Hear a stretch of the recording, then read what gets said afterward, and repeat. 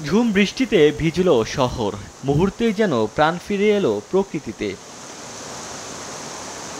বগুড়ায় গত কয়েকদিন ধরে চলছিল ভ্যাপসা গরম, তবে বুধবার ভোরে গুমোট মেঘে ঢেকে যায় আকাশ। কিছুক্ষণ পরে মেঘের গর্জনের সঙ্গে আকাশ ভেঙে নামে বৃষ্টি।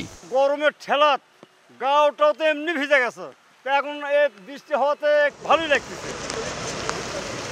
2 ঘন্টার বৃষ্টিতে শহরের সাতমাথা, বাদুরতলা, চকসূত্রাপুর, মফিজ পাগলার মোড় ও পার্ক রোড সহ অধিকাংশ সড়ক ও ফুটপাত বৃষ্টির পানিতে তলিয়ে যায়। চলতি মৌসুমের সর্বোচ্চ 75 মিলিমিটার বৃষ্টিপাত রেকর্ড করা হয়। সাতমাথা প্রায় তলে গেছে, খুব ভোগান্তির মধ্যে আছি আমরা। সময় মতন জায়গায় যাইতে পারতেছি না। গাড়ি চালাতে গাড়িটা ডুবে যাচ্ছে, ইঞ্জিন চলান যাচ্ছে না। রাস্তাঘাট সব ডুবে গেছে, সব একবারে পানিতে একবারে লড়হড় হয়ে গেছে। এই জেলায় মাসখানেক ধরে চলছিল তাপপ্রবাহ, তবে বৃষ্টিতে প্রকৃতিতে নেমে আসে স্বস্তি। ওমর ফারুক, সময় সংবাদ।